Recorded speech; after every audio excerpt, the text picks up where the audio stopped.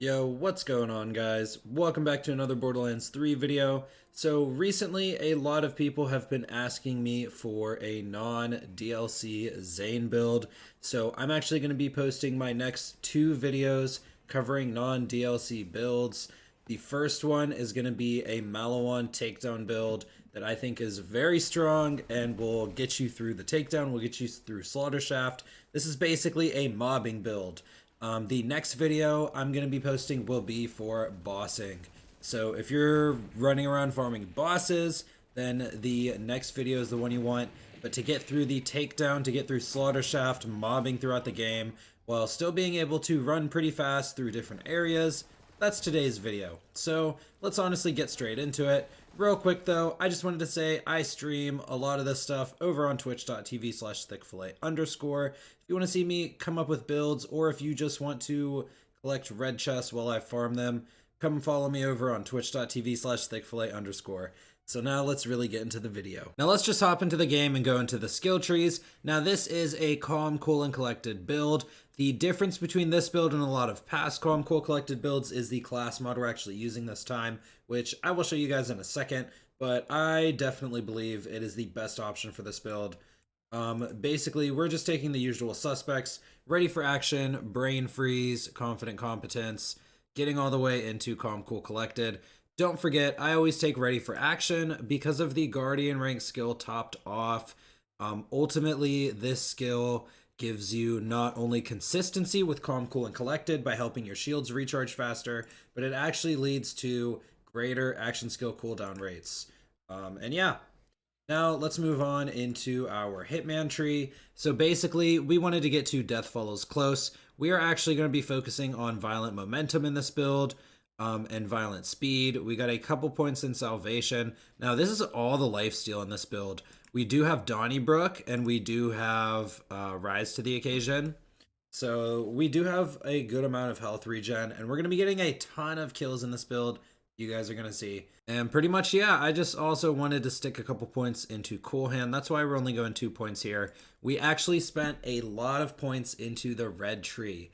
Now, the three most important skills here are going to be Borrowed Time, Donnybrook, and then Supersonic Man.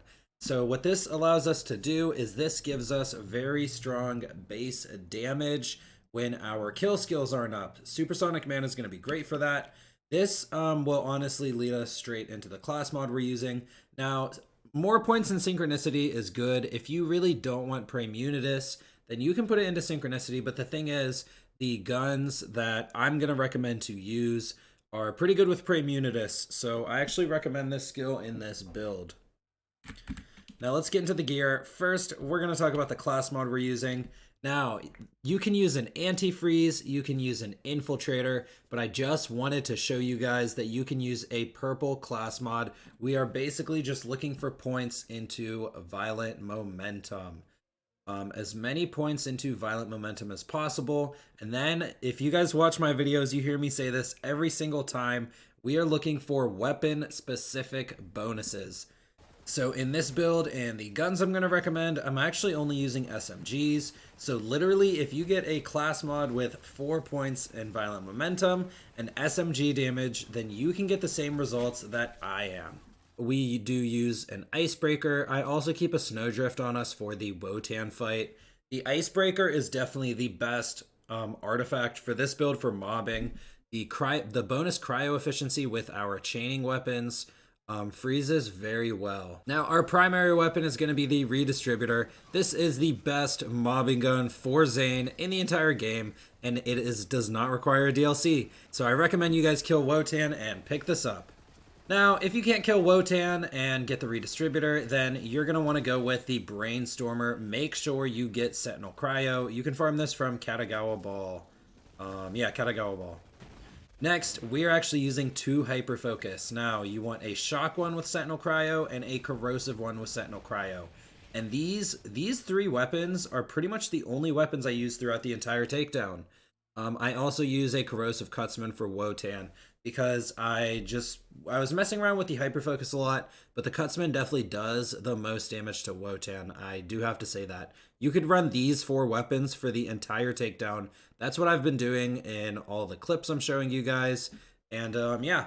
So next, we are running the Big Boom Blaster. Now, what I love about the Big Boom Blaster is this is a quick recharging shield, especially with ready for action in our skill trees. Now, and that's basically the secret to it. So this gives us a ton of consistency with Calm, Cool, and Collected, especially dropping the boosters, which gives us more shield. Now, I do want to mention the Band of Sidorak. The Band of Sidorak is the fastest recharging shield in the game, and it's a great option for this build as well. However, I am a little biased to the Big Boom Blaster. This actually gives us a lot of pseudo defense. So it has a decent capacity at 9,000, but being able to pick up booster shields is defense. Like, honestly, it is. And it is very consistent with Calm, Cool, Collected. Finally, we're using a recurring hex grenade. Now, you can use whatever grenade you want, really, but the recurring hex can hit crits, and it can freeze with brain freeze. So, in my opinion, this is the best grenade to use, and you're looking for the grenade throw anointment. Now, that is pretty much it for this build. However, real quick, I want to recommend other weapons that I have in my inventory that I really like. So, the Maggie is obviously really great in Calm, Cool, Collected builds. The King's Call or Queen's Call is very strong. The Boomsicle is a great weapon to use if you can get your hands on it. One other thing I gotta say is the Dictator is very great. However, I do like the Hyperfocus a bit better because we are using Violent Momentum, and the Dictator is the strongest in bipod mode. But I do have to say the Dictator is a very strong weapon for Calm, Cool, Collected in general. Next, we have to shout out all of the lobs. Get these with Sentinel Cryo. This is a great option. Just remember, the main thing is we want to boost the weapon-specific bonuses of the weapons we're using. So you can also use the Hellshock, the Krakatoa. You can use all sorts of weapons in this build. Either way, just make sure you're using weapons with your class mod. One other thing I want to mention about this class mod is we are actually going to be using this in the bossing build as well. Violent Momentum just adds the most damage on Zane, and as you guys can see from these clips, we're having no problem cleaning up pretty well.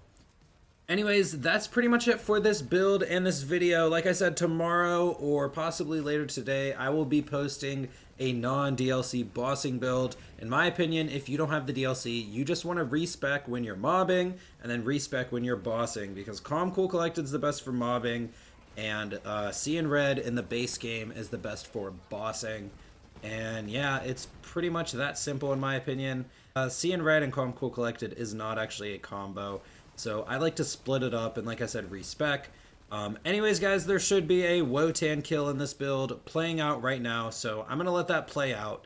Anyways, I hope you enjoyed this video. If you did, don't forget to drop a like and subscribe to the channel if you want to see more Borderlands 3 videos. I appreciate you guys so much. Come check me out on my Twitch channel. Anyways, guys, that's really going to be it for me. I'll see you in the next one. I'm out.